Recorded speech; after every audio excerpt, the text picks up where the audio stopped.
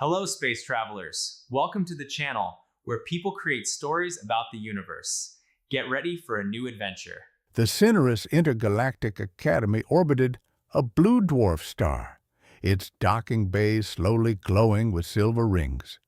Here, they trained those who would one day command fleets, forge interstellar alliances, or, at worst, survive among species that didn't even breathe the same way. On the day the new cadets arrived, the main hangar buzzed with dozens of languages.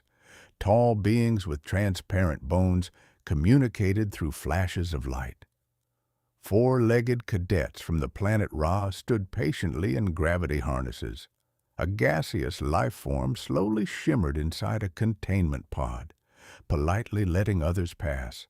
And just then, the airlock for Sector 12 opened. "New arrival, human species," announced the station's synthetic voice. "First-year cadet, identification, Marta Koval." The girl descended the ramp somewhat uncertainly, clutching a carrier to her chest. She looked far less impressive than the other cadets. A standard uniform, a backpack, the dazed look of someone who had just completed 3 hyperspace jumps without proper sleep. The carrier stirred quietly. A muffled sound came from it. The nearest security scanner spun around. The scanning beam swept over Marta and stopped abruptly on the carrier. A pause, then another. Then the security system emitted a sound that technically wasn't supposed to mean panic, but sounded exactly like it. A message appeared on the central display. Additional biological unit, detected species, unknown database, no match. Several alien cadets turned around. "Oh, it's okay," Martha said quickly. "It's just my cat." She opened the carrier door. The ginger cat stepped out lazily, stretched its whole body, and slowly surveyed the hangar as if assessing its new home. Its green eyes narrowed. The scanners beeped. Hidden weapon detected. Retractable claws, predatory eyes with focused hunting vision. Predictability level low. The Valorian cadet instinctively flared his defensive tentacles. The gas creature in the container turned an alarming shade of purple. Felix sat down, he thought, and began licking his paw. "He's not dangerous," Martha sighed, "just hungry after the flight." The security system paused and issued a new message. "Warning! Possible mimicry before an attack." The 3 cadets took 2 steps back in unison. Felix raised his head, saw the movement, and happily ran toward them. The first situation in the history of the Syneris Academy began, in which a group of future intergalactic officers was retreating in an organized manner from a creature weighing 4 kilograms. "Felix!" Martha rushed after him. "Don't scare people. I mean, aliens." The cat stopped in the middle of the hangar and purred loudly. Sound sensors detected a low-frequency vibration. The computer immediately updated its assessment. Unknown psychoacoustic attack. At that moment, a tall instructor with dark blue skin approached them. Commander Rail, responsible for the adaptation of new recruits.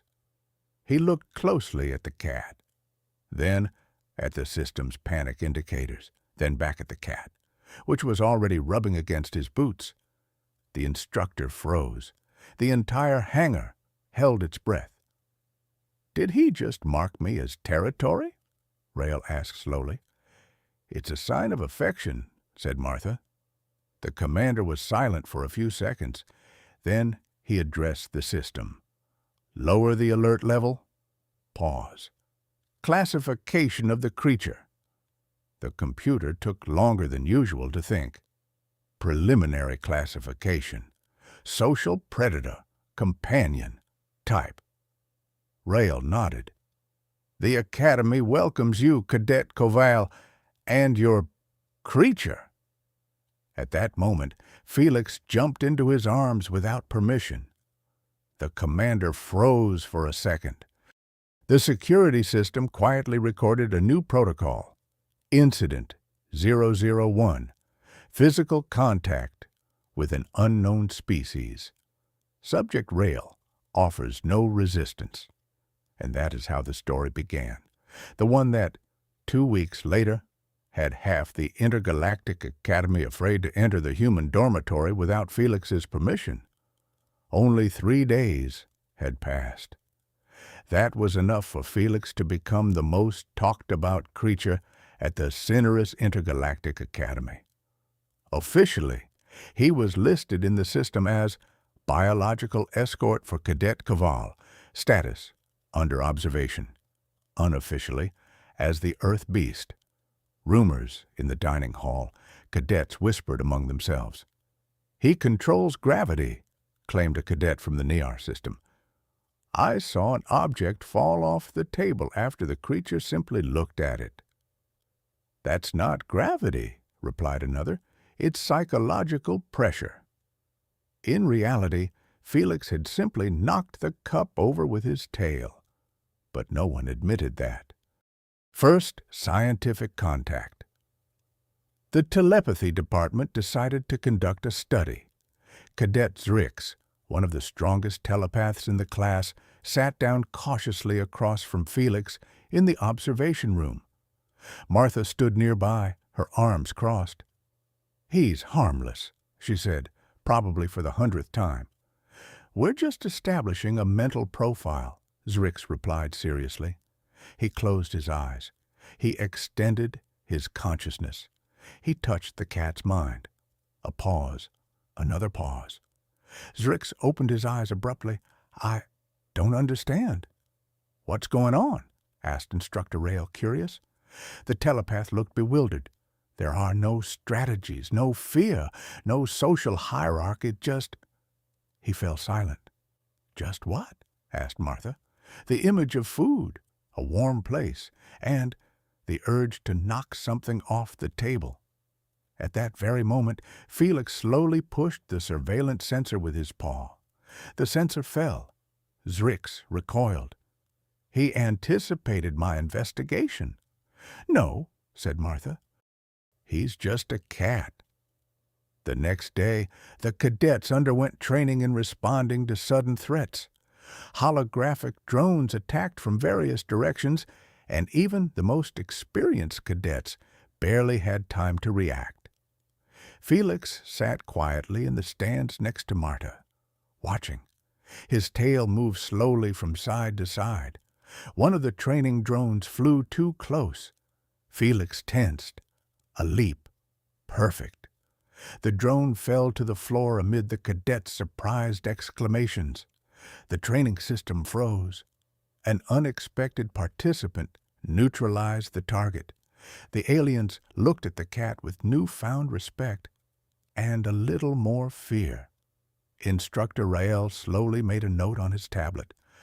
Reaction time faster than cadet-level combat reflexes. Meanwhile, Felix sat down and began washing his face, having completely lost interest in heroism. That evening, the Academy issued an internal memorandum. Recommendation. Do not make sudden movements near the Earthling. Do not look into her eyes for long. Do not touch Cadet Koval without permission. An hour later, another point was added. Do not use laser pointers in the presence of the object. The reason was not specified. That night, Marta sat in her dorm room, brushing Felix. Stars drifted past the window. "You have no idea what you've done here, do you?" She smiled. Felix purred and fell asleep. And at that very moment, in 3 different departments of the Academy, the first research papers were already being written on the topic. Are Earth cats the hidden dominant form of human life? And the most interesting thing was that no one was entirely sure that the answer was no. A few days later, a strange scene could be seen in the Academy courtyard.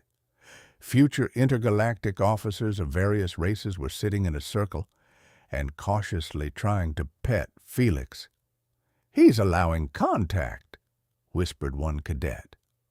"I feel calm," said the gaseous creature, changing color to a soft blue. Felix lay in the middle of them, completely content.